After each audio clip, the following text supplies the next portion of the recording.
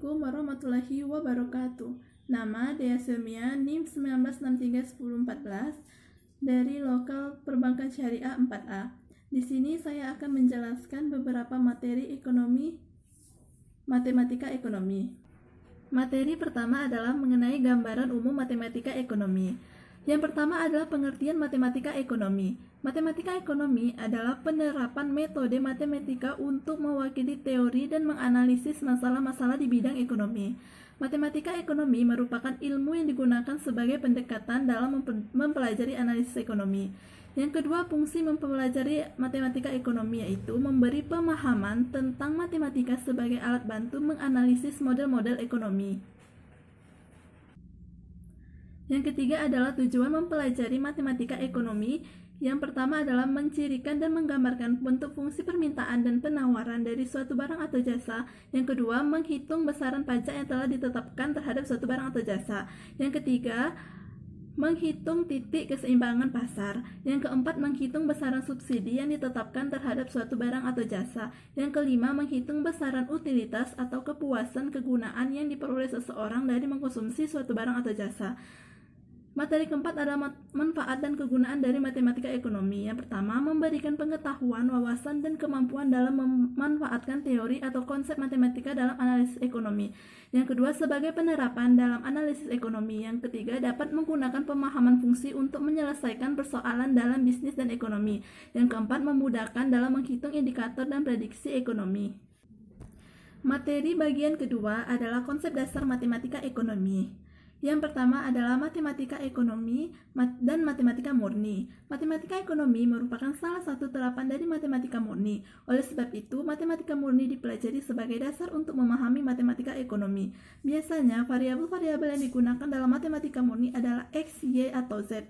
Dalam matematika ekonomi dalam bisnis, variabel yang digunakan melambangkan suatu istilah ekonomi. Misalnya P harga, C biaya, Q jumlah yang diminta, R permintaan, L investasi, I tingkat suku bunga. Materi kedua adalah persamaan dan pertidaksamaan. Persamaan adalah suatu pernyataan bahwa dua lambang adalah sama, ada simbol sama dengan. Sedangkan pertidaksamaan adalah suatu pernyataan yang menyatakan bahwa dua lambang adalah tidak sama, ada simbol lebih dari, kurang dari, lebih dari sama dengan, kurang dari sama dengan.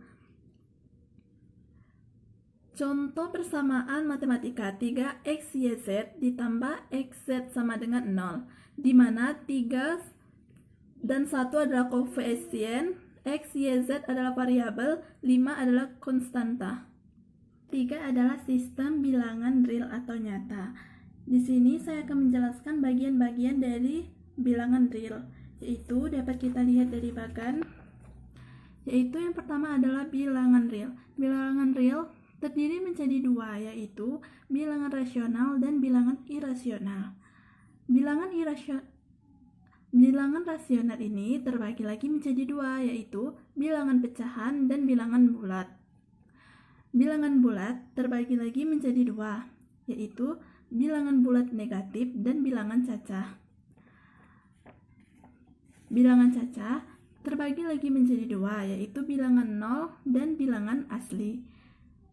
Lalu yang terakhir yaitu bilangan asli terbagi menjadi 4 bagian, yaitu yang pertama adalah bilangan ganjil, bilangan genap, bilangan prima, dan bilangan komposit.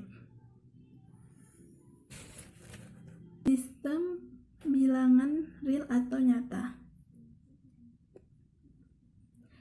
Bilangan adalah konsep dalam matematika untuk pencacahan dan pengukuran. Bilangan 0 adalah bilangan 0 itu sendiri, atau contohnya n sama dengan 0. Bilangan pencacahan adalah salah satu dari macam-macam bilangan yang dapat dinyatakan dalam bentuk A per B, maka A dan B adalah bilangan bulat dan B tidak sama dengan 0. Bilangan negatif adalah macam-macam bilangan bernilai negatif, contohnya n, min 3, min 5, dan sebagainya. Bilangan positif adalah macam-macam bilangan yang bernilai positif selain 0.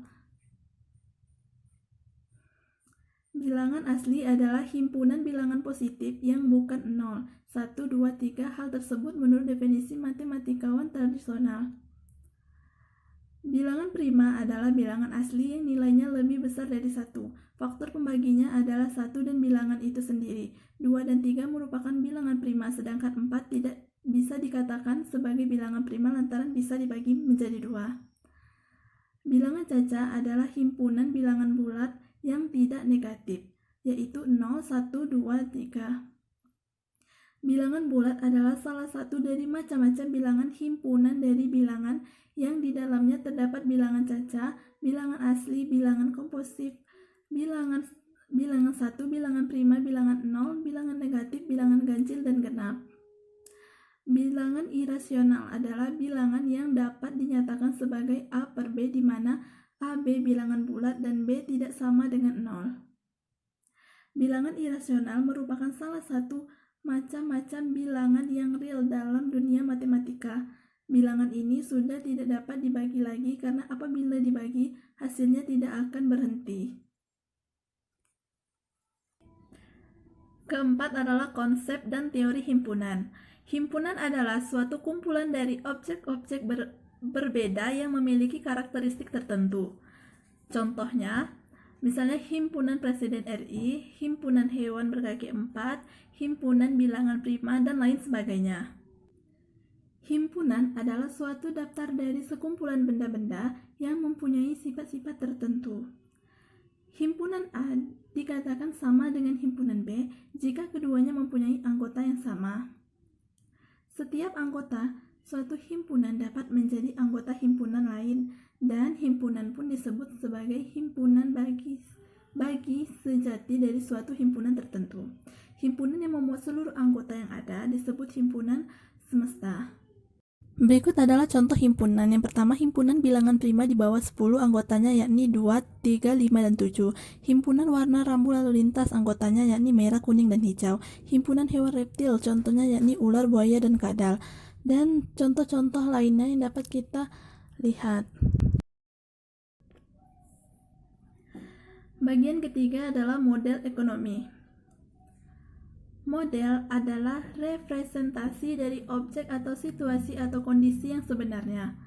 Model dapat disajikan dalam berbagai bentuk yang salah satunya adalah model matematika. Model matematika merepresentasikan suatu masalah dengan sistem yang mencerminkan hubungan antara simbol atau hubungan matematis. Tujuan dari adanya sebuah model matematika adalah memungkinkan dilakukannya proses pengambilan keputusan mengenai situasi nyata dengan menganalisis model tersebut. Bagian keempat adalah perbedaan matematika murni dengan matematika ekonomi, yaitu sebagai berikut. Yang pertama, tanpa memahami matematika murni, tidaklah mungkin dapat mempelajari dan memahami matematika ekonomi dan bisnis. Yang kedua, mempelajari matematika murni sebagai dasar untuk mempelajari matematika ekonomi. Yang ketiga, dalam matematika ekonomi dan bisnis, kita harus memilih topik matematika murni yang sering digunakan, misal deret, fungsi, kalkulus, matriks, dan lain sebagainya.